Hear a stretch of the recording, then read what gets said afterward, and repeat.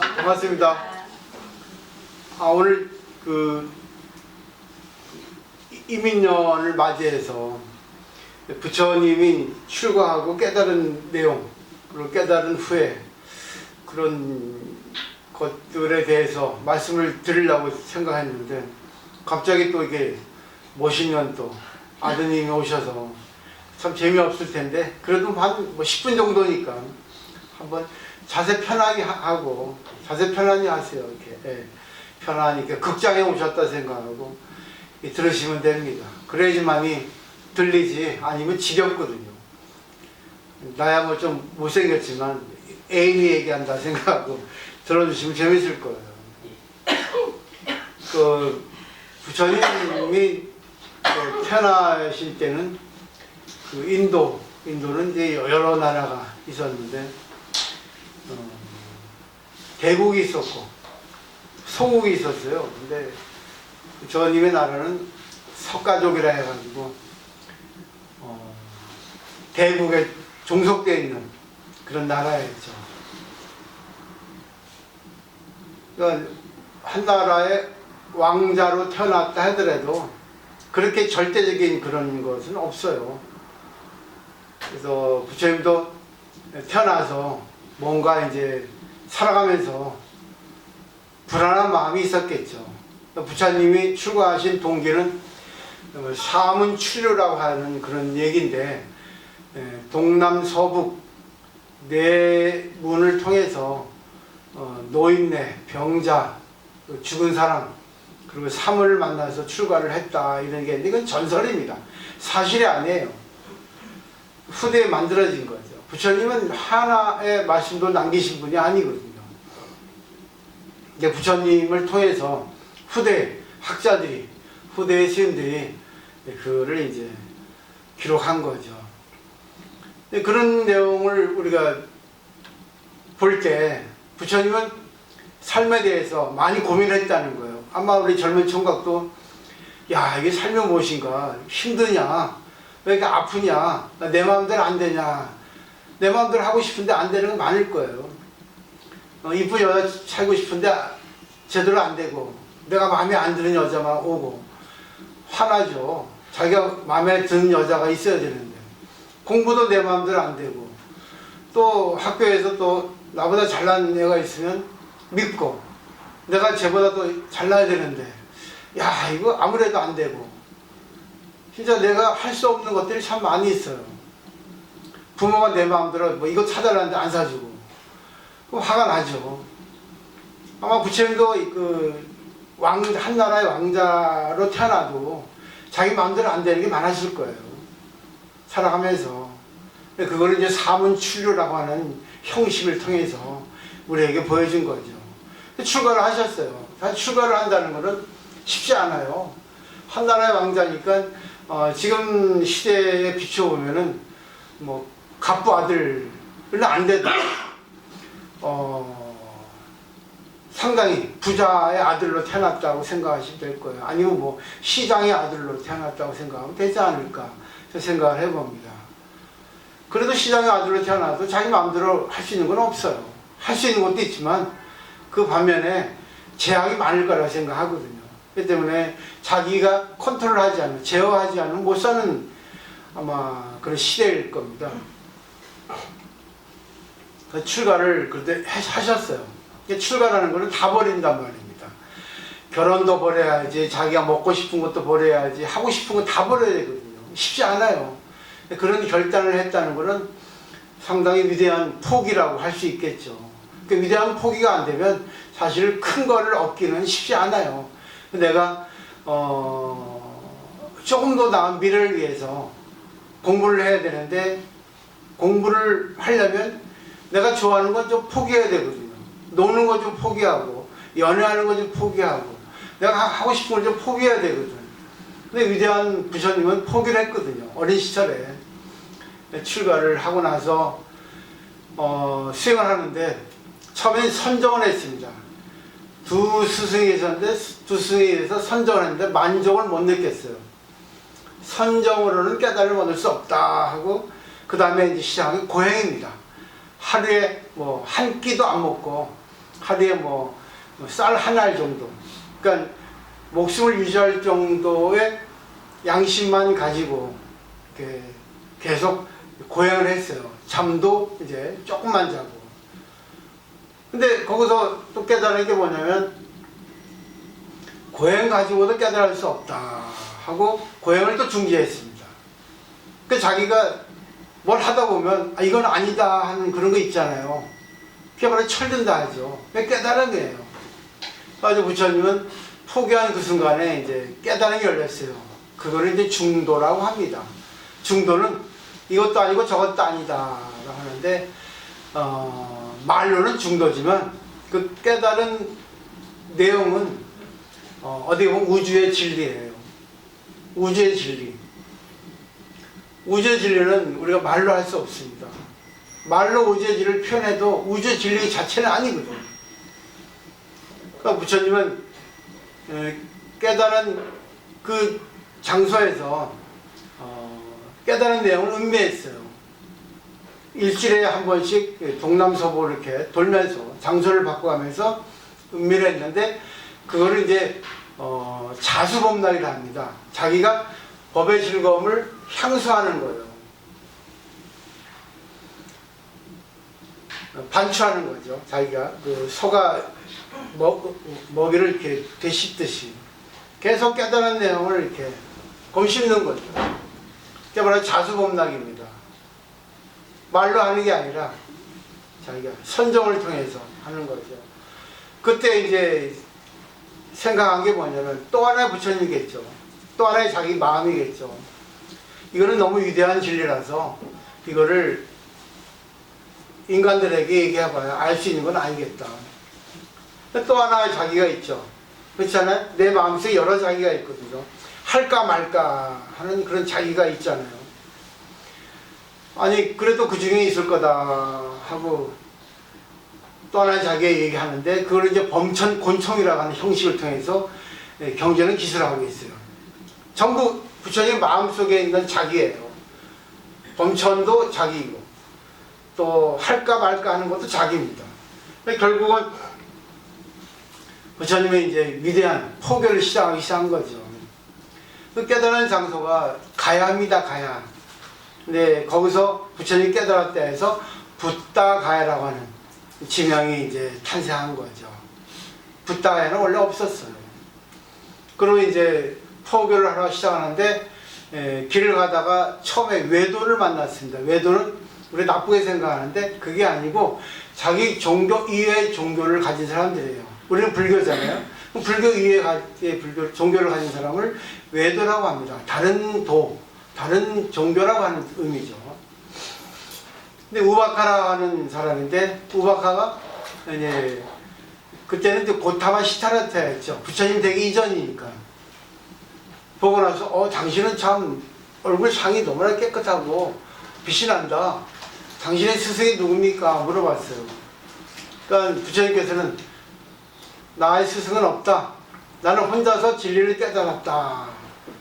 무사존이랍니다. 스승 없는 나는 존귀한 사람. 무사도고 스승 없이 나는 혼자 깨달았다. 이렇게 얘기를 했어요. 그러니까 우바카가 그러는 거예요. 혼자만요. 그래? 웃기고 있네. 그래? 그럴지도 모르지 하고 쓱 지나갔습니다.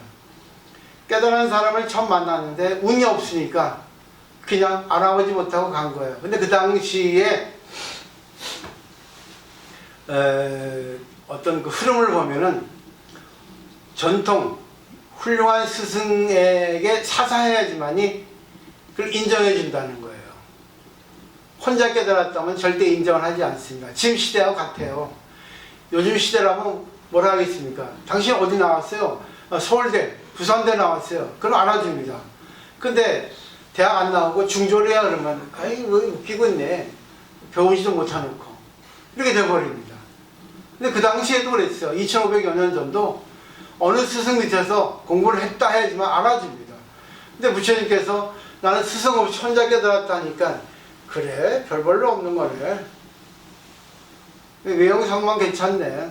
아 그래 하고 무시하고 가버린 거예요. 그러나서 이제 오인의 비구를 만났죠. 그런 이제 법을 설했습니다. 근데 무사도고라고 하는 그런 깨달음, 우주의 진리라고 하는 것은 말로 표현할 수가 없거든요. 근데 부처님은 말로 표현할 수 없는 것을 말로 전했습니다. 왜?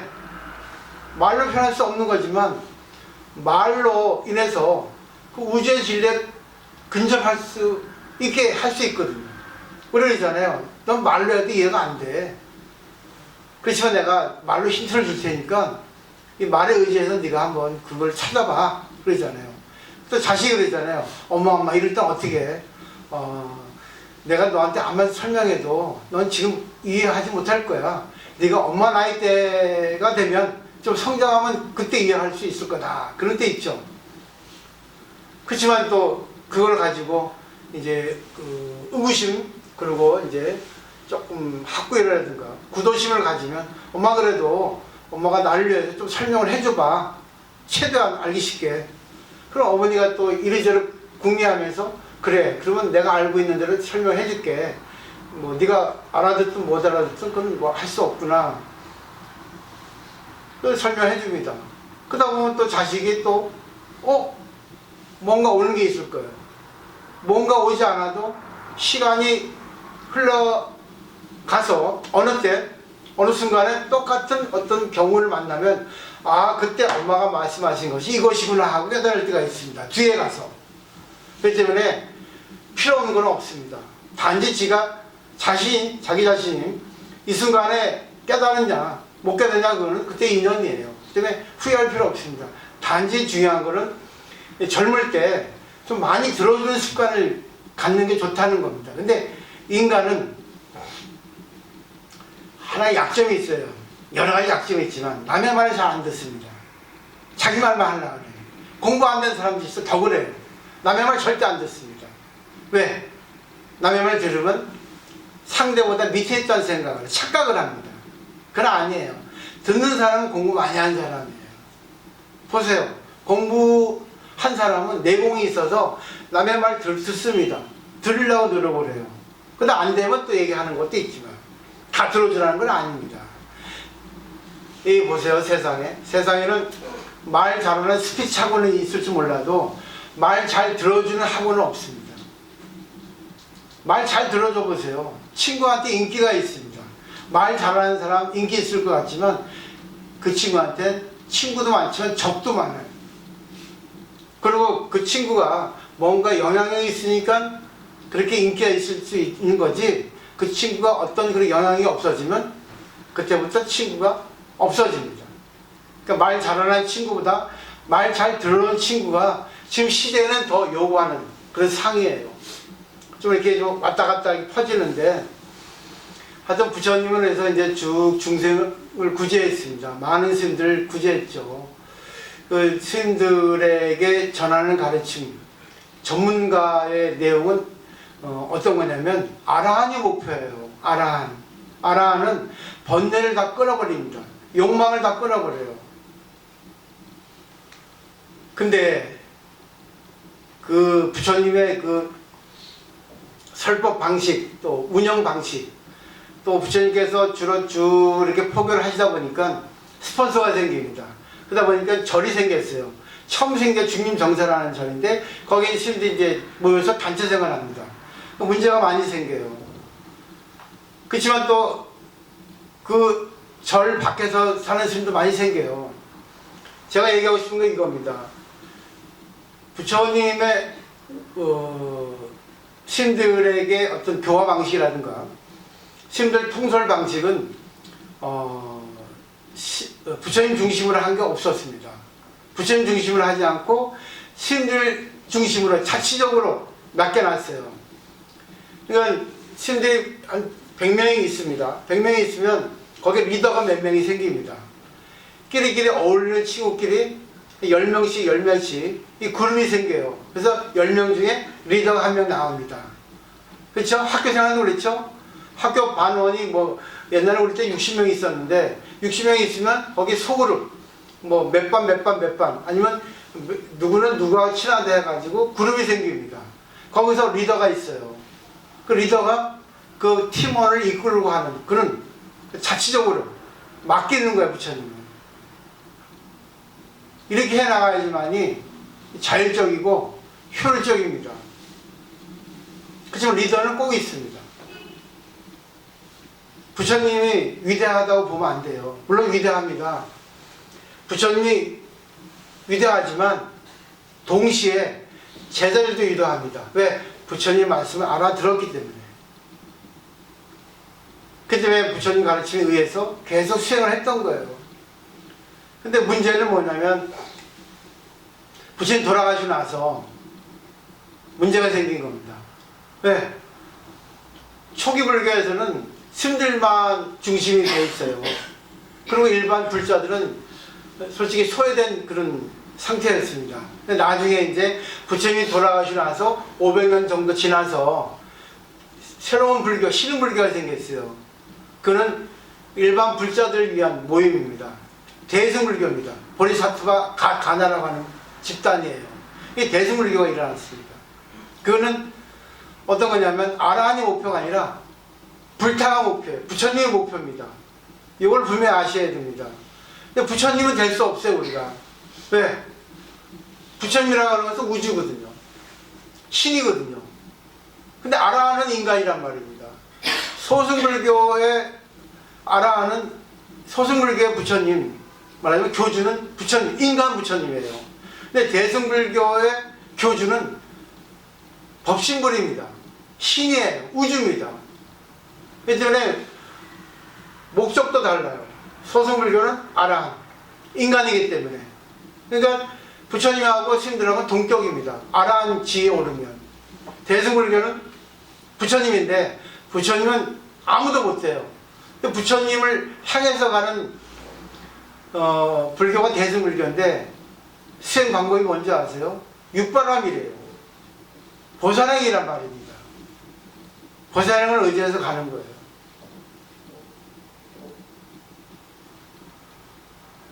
뭐 더 얘기를 하고 싶은데 오늘 젊은 분이 와서 오래 하면 재미없을 것 같으니까 그만할게요. 저는 이제 제가 말씀드리고 싶은 건 뭐냐면 불교라고 하는 거는 부처님이 된다는 거예요. 소승불교는 아라한이 되는 건데 아라한이 되면 인간이기를 포기하는 겁니다. 근데 우리나라 불교에서 그 소승불교를 갖다가 많이 신봉한다는 거예요. 그때 모순된 삶을 살아갑니다. 물론 그렇게 살아가는 사람도 있어요. 근데 그렇게 하고 싶으면 그렇게 하라고 저는 권합니다. 그분에게 맞는 거니까. 근데 자기가 한다고 남까지 매도하면 안 됩니다. 불교는 미학이 아니에요. 불교는 미학이 아닙니다. 아름다운 종교가 아니에요. 대승불교는 허우적거리는 인간적인 불교입니다. 고민하고 괴로워하고 욕망하고 참여하고 실패하고. 그렇기 때문에 자기가 자기 인연에 따라 가지고 살아가다가 힘들다 할 때 그때 자기가 힘든 그 순간에 자기를 뒤돌아보는 거예요. 왜 내가 힘든가? 보면은 자기 힘든 이유가 있거든요. 내가 여자 때문에 힘들다. 내가 하고 싶은데 이걸 못해서 힘들다. 내 욕망이 너무 많은데 욕망을 충족할 수 없다. 이거 어떻게 해야 될까? 거기서 자기 성장이 나오는 겁니다. 자기 부정할 필요 없어요. 인간이기 때문에 인간의 공통 부모는 다 똑같아요. 평등합니다. 근데 인연 따라 어느 부모를 만나고 어느 인연에 닿는가에 따라서 사람이 그 업이 달라지거든요. 환경이 달라지거든요. 그렇기 때문에 정답은 없어요. 인생의 정답은. 이렇게 살아야 되고 저렇게 살아야 되고. 지금 내 이 세상은 비교 분별이기 때문에 비교 분별을 합니다. 나는 쟤보다 못해. 나는 초라해. 나 얘보다 나아. 그러니까 나는 우월해. 있습니다. 근데 그것 갖고 너무 우월하고 우쭐하고 너무 비굴하고 이런 거를 해버리면 자기 성장에서 마이너스 된다는 겁니다. 얘보다 내가 좀 낫다. 얘보다 내가 좀 못하다. 이런 걸 알고 비교 분별을 초월해야 돼요. 그럼 내가 지금 이 상태에서 내가 지금 우리 엄마, 아버지 또 내가 지금 이 정도 수준인데 또 이런 역량을 갖고 있는데 이걸 어떻게 꼽힐 수 있을까? 더 성장시킬 수 있을까? 여기에 이제 답이 나오는 거거든요. 근데 자기 혼자는 감정이 있어서 그 답을 꺼내기 어려워요. 때문에 부모한테 물어보고 선생님한테 물어보고 아니면 뭐예요? 책을 읽어보든가. 제일 중요한 방법은 공부한 스님이라든가 아니면 주위에 누구라든가 직접 그렇게 카운셀링 하면은 가장 빨리 답을 알려줘요. 우리가 아프면 병원에 가면은 진찰하잖아요. 그럼 의사가 딱 처방을 내리고 약을 주지 않습니까? 그렇기 때문에 고민을 가져야만이 인간은 자기 인생에 있어서 조금 재미있게 즐겁게 또 자기 고민을 즐기면서 살아갈 수 있다는 겁니다. 그래서 자기 성장을 위해서 조금 살아가는 게 필요해요. 인간으로 태어나기는 정말 어렵습니다. 근데 인간으로 태어났거든. 또 건강하게 살아가기는 참 어렵습니다. 건강하게 살아가고 있거든. 또 올바른 정신 갖고 있기는 어렵거든요. 갖고 있거든. 자기를 뒤돌아볼 수 있잖아요. 그리고 욕망을 갖고 있잖아요. 그리고 뭐 이것저것 하고 싶잖아요. 안 되는 거 알잖아요.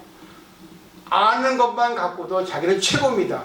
근데 단 하나, 거기서 제어라는 거를 갖다 길러야 돼. 제어. 브레이크 잡는 거.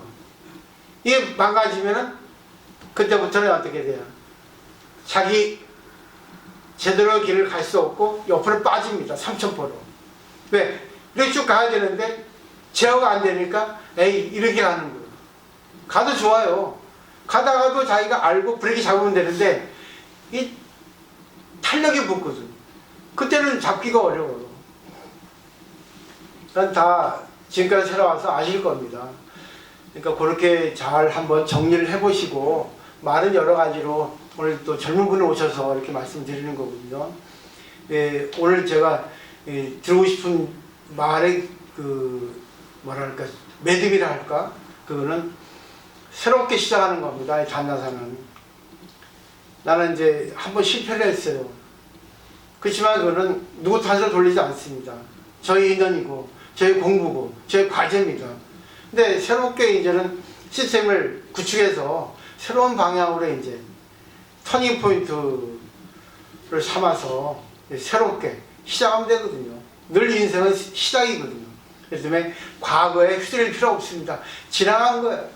그리고 이걸 의지해가지고 자기가 앞으로 더 나은 삶을 살면 되니까 항상 걸림이 없는, 그걸 구애받지 않는, 그리고 항상 희망과 용기를 가질 수 있는 그런 자기 자신의 어떤 그런 정신세계를 만들 필요가 있다는 겁니다. 네. 그러니까 인생에 있어서 마음대로 노세요. 하고 싶은 대로. 근데 단 하나, 노는 걸 조절할 수 있어야 된다는 거야. 제어할 수 있어야 된다는 거야. 네, 그건 자기 책임이니까. 노는 건 또 자기 책임이고, 노는 걸 조절하는 것도 자기 책임이고. 그렇게 하시면 얼마나 멋져요. 내 마음대로 할 수 있네. 최고 아니야. 그러다 보면 주위에서 날 스카우트 합니다. 야, 너 일로 와. 나랑 친구하자. 너 일로 와. 공부하자. 너 일로 와. 내 애인 돼줄게. 그런 사람이 나타납니다. 최고의 남자는 제어할 수 있는 사람이에요. 남의 말 들어줄 수 있는 사람. 그러니까 지금부터라도 얘기하는 것보다 듣는 훈련. 그 비율을 보면 8대2야. 듣는 거 8, 얘기하는 거 2. 이렇게 한번 생활 방식을 바꿔보세요. 또 하나 해줄게요. 젊은이 안 소렸습니다. 죄송해요. 옛날에는 천동설이라 했어요. 학교에 배웠지. 천동설은 태양이 돈다고 그랬어. 근데 나중에 이제 지동설이라고 발표해서 지동설이 이제 정착이 됐는데, 천동설 형의 사람이 있고 지동설 사람이 있어요. 천동설은 뭐냐면 태양이 없으면 못 살잖아. 내가 태양이야. 그러면 천동설 형의 사람은 내가 너한테 해준다. 내가 있어서 너한테 잘해준다. 내가 최고야 하는 사람이 천동설 형의 스타일입니다. 잘난 체하는 사람들. 내가 있어서 너 해주는 거야. 근데 이거는 이만 해야 돼. 또 안 하면 안 돼. 사람들이 무시하니까, 우습게 하니까. 내내 하면 또 무시하거든. 쟤는 맨날 내내 하니까 쟤 때려도 돼. 그것도 내내 할 거야. 이러거든. 지동설은 팔로 해야 돼요. 지동설은 뭐예요? 태양이 나를 비춰주니까 지구가 존재할 수 있잖아. 그러니까 감사합니다. 당신 덕분에. 어머니 감사합니다. 친구야 고맙다. 애인아 고맙다. 네 덕분에 나는 애인이 있고, 네 덕분에 나는 감사를 느낄 수 있고 행복해. 그죠? 그러니까 감사가 팔이고, 이는 뭐야? 내가 너한테 해주잖아. 8대2로. 대충 아시겠죠? 느낌이 오지? 느끼면 되는 거예요. 그게 깨달음이에요. 그걸 갖다 실천하면 더 몸으로 깨달음이 오는 거예요. 그러면 그게 하나씩, 둘씩, 셋씩, 넷씩 습관이 되는 거다. 그게 어떻게 돼요? 자기의 어떤 특징이 되는 거예요. 자기의 어떤 뭐예요? 장점이 되는 거예요. 그러니까 사람은 늘 바꿀 수 있어요. 훌륭한 사람들은 역경을 다 거쳐왔거든. 좀 이렇게 하시면 좋을 것 같아요. 오늘 마치도록 하겠습니다.